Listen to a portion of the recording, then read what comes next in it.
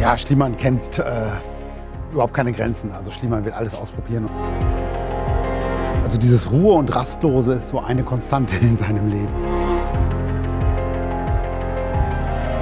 Er ist ein begnadeter Medienprofi. Heute wäre er auf Twitter und Instagram, hätte überall seine Accounts und jede Menge Follower.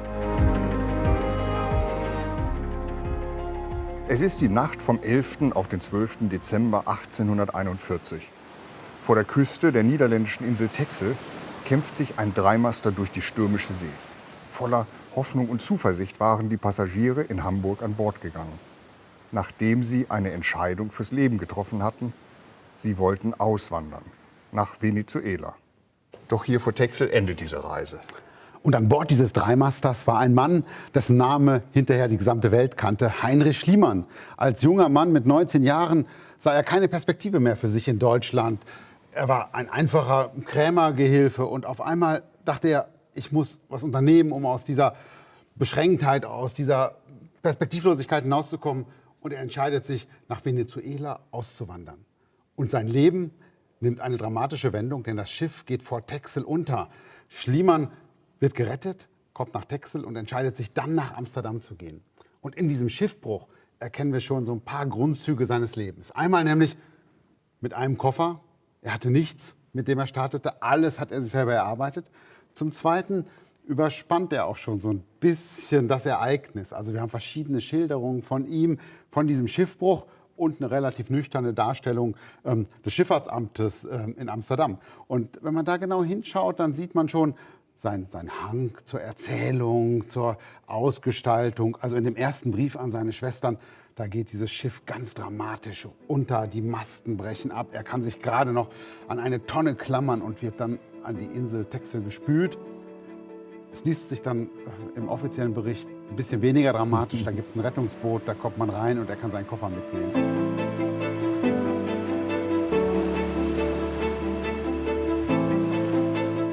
Wir laufen hier entlang der Biografie Heinrich Schliemanns. Und wir sind jetzt hier in Amsterdam. Da hat es den Heinrich Schliemann hinverschlagen nach seinem Schiffbruch. Und hier entdeckte Schliemann jetzt ein besonderes Talent an sich, nämlich, dass er unfassbar schnell Sprachen lernen konnte. Niederländisch natürlich, Spanisch, Italienisch, Portugiesisch. Ja, Schliemann ist ja jemand, der auch in ausweglosen Situationen immer etwas findet. Jeder andere wäre dann vielleicht nach dem Schiffbruch zurückgekehrt in sein altes Leben in Hamburg und vielleicht sogar in Fürstenberg an der Havel und hätte irgendwie versucht weiterzumachen. Aber er sagt, okay, jetzt bin ich halt in diese Situation gestellt, jetzt gehe ich nach Amsterdam, internationaler Handel, da muss es doch eine Chance geben, für mich was aus mir zu machen. Und er erkennt ziemlich schnell, dass er Fähigkeiten braucht, um sich von den anderen abzuheben, um mehr Aufgaben zu erlangen, mehr zu verdienen, sich besser entfalten zu können und dass die Sprache der Schlüssel zum Erfolg ist. Also für so einen Mecklenburger ist es wahrscheinlich ziemlich einfach, Holländisch zu sprechen, wenn man platt kann, aber dann lernt er auch relativ schnell Englisch, dann lernt er Französisch, dann lernt er Spanisch, Portugiesisch, Italienisch und schließlich sogar Russisch. Und das ist für ihn dann ein ganz besonderes Merkmal, also etwas, wo er wirklich was draus machen kann. Das kann kaum ein anderer.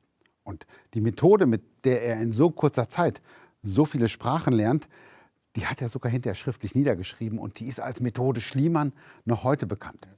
Wichtig ist ihm nicht so viel Grammatik zu lernen, sondern gleich mit ganzen Texten anzufangen. Zum Beispiel, um Russisch zu lernen, geht er ins Antiquariat und sucht ein russisches Buch. Und das liest er laut vor. Und er schreibt auch Aufsätze dann dazu. Und durch dieses Repetieren entsteht praktisch ein Verständnis für die Sprache. Er braucht aber jemanden gegenüber. Also Schliemann braucht immer auch ein bisschen Bestätigung. Und er sagt, ich konzentriere mich nur, wenn ich jemandem quasi ins Gesicht schaue. Er mietet sich also jemanden, der die Sprache überhaupt nicht können muss. Der muss einfach nur nicken, wenn Schliemann laut redet.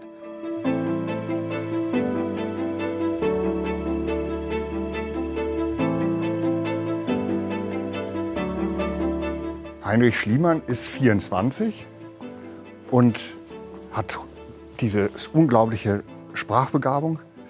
Wie geht es jetzt weiter mit ihm? Ja, er schafft es doch relativ schnell in Amsterdam Einfluss zu bekommen und Vertrauen bei seinen Vorgesetzten zu erzielen, sodass sie ihm auch einiges zutrauen. Und er hat dann ja auch schon Russisch gelernt und der russische Markt ist interessant. Und da schickt ihn praktisch der Kontorseigner nach Russland, um dort eine Filiale für seine Firma zu gründen und aufzubauen. Und da ist Schliemann der Einzige, der das machen kann. Und dann verschlägt es ihn nach St. Petersburg. Ja, St. Petersburg, das glänzende St. Petersburg, das ist damals zweifellos die wichtigste Stadt in Russland. Und ja, da wird er hingeschickt, er öffnet ein Kontor und es wäre nicht Heinrich Schliemann, wenn er nicht bereits ein Jahr später auch auf eigene Rechnung dort tätig wird. Also sich als Kaufmann der zweiten Gilde dort auch eintragen lässt und dann relativ schnell doch erhebliches Vermögen macht. Er ist am Anfang vorsichtig, er sagt immer, erst wenn ich 200.000 französische Taler zusammen habe, dann werde ich richtig riskant spekulieren. Vorher bin ich immer noch ziemlich vorsichtig. Also er weiß immer genau, wie viel er riskiert. Aber er hat von Anfang an ein gutes Gespür dafür, welche Waren eine hohe Marge bringen. Und eines davon ist zum Beispiel Indigo. Indigo, der Färberstoff, der dann auch gebraucht wird zum Färben der Uniform. Und Jahre später dann, im Krimkrieg, ist er derjenige, der das dann in Massen benötigte Indigo auch tatsächlich in großen Mengen liefern kann. Aber nicht nur das, dann fängt er auch an, in Salpeter oder in Schwefel zu investieren, das sogar möglichst überall aufzukaufen, dass nur er das liefern kann. Und da sieht man wieder seine Fähigkeiten. Also er kriegt als erster mit oder als einer der wenigen, dass sich die Lage extrem zuspitzt. Er kann ja auch alle Zeitungen in allen Sprachen lesen, alle Informationen zusammenfügen und investiert dann in diese kriegswichtigen Güter und wird dadurch extrem reich. In einem Jahr macht er, wenn man es in heutige Summen umrechnen würde, etwa 5 Millionen Euro. Also das sind schon extreme Summen, Beträge. Und am Ende seiner russischen Zeit, ja, da dürften wir, wenn wir es heute umrechnen, mit ihm so etwa mit einem Vermögen von 40 bis 50 Millionen Euro rechnen. Also das ist tatsächlich ganz schön gewaltig, was Heinrich Schliemann da zusammengebracht hat. Er selber schreibt auch, ich gelte hier in St. Petersburg als der fähigste, der durchtriebenste und der erfolgreichste Kaufmann.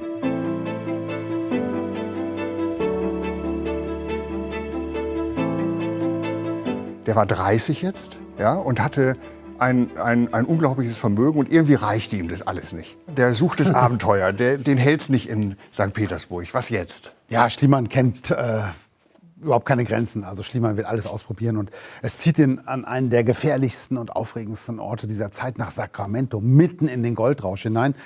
Sein Bruder ist da aktiv gewesen, inzwischen verstorben. Er hat so den Grund, mal gucken, den Nachlass regeln, obwohl da nicht viel zu holen war. Aber er packt seine Taschen voll mit Bargeld. Er denkt sich gleich von Anfang an, oh, da müsste man Geschäfte machen können.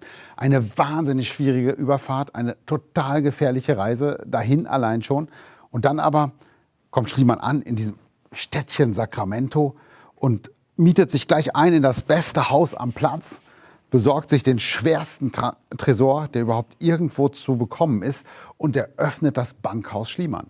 Und tatsächlich, er kann natürlich mit den Goldgräbern in den ganzen Muttersprachen sprechen. Alle haben Vertrauen zu ihm. Er ist der Einzige, der auch sofort Bargeld hat, um zu bezahlen. Und so schaffte er es, dass er an einigen Tagen bis zu 80 Kilo Goldstaub ankauft. Also wirklich, Schliemanns Gold liegt in Amerika. Und in 1,5 Jahren verdoppelt er sein Vermögen dort in Sacramento. Dann allerdings wird ihm die Sache zu heiß. Also die Krankheiten greifen um sich. Er sieht, wie viele dort auch sterben. Und es gibt vielleicht auch einen kleinen Konflikt mit seinem Partner von der Rothschild Bank. Und jedenfalls löst er alles auf, nimmt sein gesamtes Geld mit und macht sich auf die abenteuerliche Rückreise dann wieder nach Europa, über London. Ja, hier sehen wir ihn mit 38 Jahren, 1860 sozusagen auf der Höhe seines Erfolgs in St. Petersburg. Aber um diese Zeit fängt es an, ihm zu nagen. Also es langweilt ihn eigentlich alles. Das Geldverdienen macht ihm keinen Spaß mehr. Er sucht nach neuen Perspektiven. Er möchte noch was sehen von der Welt. Er möchte vielleicht noch einen anderen Sinn finden. Obwohl er eine große Familie hat mit 3 Kindern dort in St. Petersburg, entscheidet er sich, nach Paris zu wechseln. Und er verlässt auch seine Familie. Also seine Frau will nicht mit. Und so bricht er quasi alle Brücken nach Russland ab und fängt völlig neu an. Er macht eine ganz verrückte, wirklich gewaltige Weltreise, die ihn von Tunis über Ägypten nach Indien, nach China, nach Japan, wieder nach Amerika und zurückführt. Also er legt einfach wahnsinnig Kilometer zurück. Übrigens etwas, was ihn immer auszeichnet. Wir haben mal zusammengerechnet, wie viele Kilometer Schliemann gereist ist. Er hat in seinem Leben 560.000 Kilometer zurückgelegt. Er hat damit 14 Mal die Welt umrundet.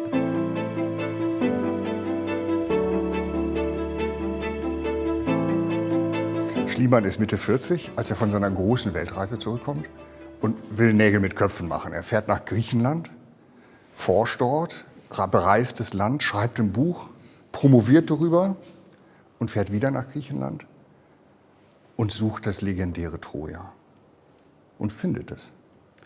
Ja, das ist schon faszinierend. Also Schliemann merkt nach der ersten Weltreise, oh, er guckt noch mal woanders, welche Themen interessieren die Öffentlichkeit vielleicht noch mehr, und stößt dann auf dieses Thema, die homerischen Epen und wo hat was stattgefunden. Er macht diese Reise durch Griechenland und dabei bemerkt man schon, wie er arbeitet. Er nimmt nämlich die historischen, also die Texte, die Ilias, die Odyssee, liest es und vergleicht es mit dem Ort, der in der Landschaft für den Ort des Geschehens gehalten wird und sagt, ja, der könnte stimmen, der liegt tatsächlich am Meer und der liegt auf einer Anhöhe und so. Und so geht er auch nach Troja und merkt, der Ort, der im Augenblick von der Wissenschaft aktuell für Troja gehalten wird, der kann es doch überhaupt nicht sein. Es ist völlig unmöglich, der ist so weit weg vom Meer, dass die Griechen da 12 Mal am Tag hin und her laufen. Oder den könnten Hektor und Achill in ihrem Kampf niemals 3-mal hintereinander umrunden. Und dann schaut er an anderen Stellen und bekommt auch gute Hinweise und sieht einen Hügel, den er auch aufgrund der vielen Scherben, die dort liegen, für den richtigen hält. Und das schreibt er auf, promoviert damit und dann ist sofort der Plan entstanden, da will ich ausgraben, das will ich nachweisen, dass hier tatsächlich die Burg des Priamos gestanden hat.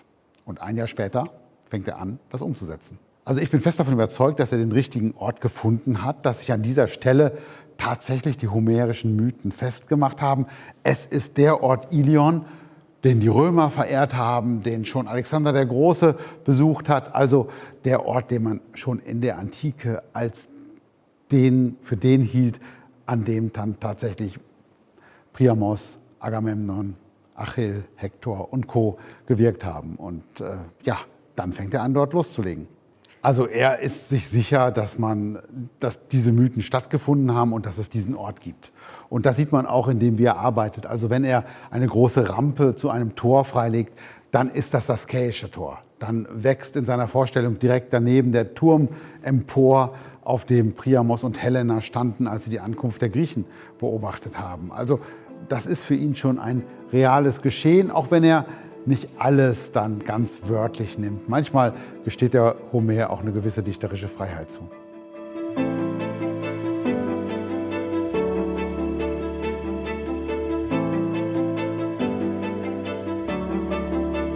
Das ist ein Leben auf der Überholspur, oder? Ja, also dieses Ruhe und Rastlose ist so eine Konstante in seinem Leben. Also, dass er immer weiter will, immer machen will, immer mehr Fähigkeiten sich aneignen will. Das haben wir auch in diesem Lernen von Sprachen gesehen. Das sehen wir aber auch genauso im Lernen von Ausgrabungsmethodik. Er versucht, alles Wissen zusammenzuziehen. Er versucht immer, die besten neuen Techniken zu nutzen, die Fotografie einzuführen und Ähnliches. Also, er ist tatsächlich jemand, der weiß, man muss immer dranbleiben. Man muss immer weitermachen. Natürlich ist er auch auf Resonanz angelegt. Also er macht das jetzt nicht nur für sich, sondern er möchte auch, dass die Öffentlichkeit davon erfährt. Er ist ein begnadeter Medienprofi.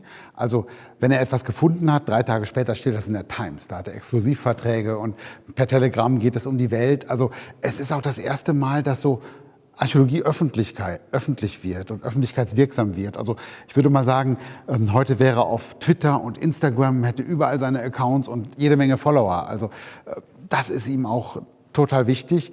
Er ist als Mensch einerseits ziemlich treu. Also er hat Freundschaften aus seiner Amsterdamer Zeit, selbst aus Mecklenburg noch, die er ein Leben lang pflegt, wo er immer in Kontakt bleibt. Er entwickelt zum Beispiel auch eine sehr enge Freundschaft mit Rudolf Virchow. Aber er kann auch dann total aufbrausend sein. Dann fühlt er sich einmal falsch platziert bei einem großen Empfang, für den Rudolf Virchow verantwortlich ist, und kündigt gleich die Freundschaft auf. Also da mussten die Frauen ganz schön lange kitten, damit es dann weiter lief. Und er ist ein Mensch mit vielen Facetten. Ob es unbedingt angenehm war immer mit ihm, das weiß ich nicht. Aber faszinierend war es sicherlich allemal, weil er immer was zu erzählen hatte.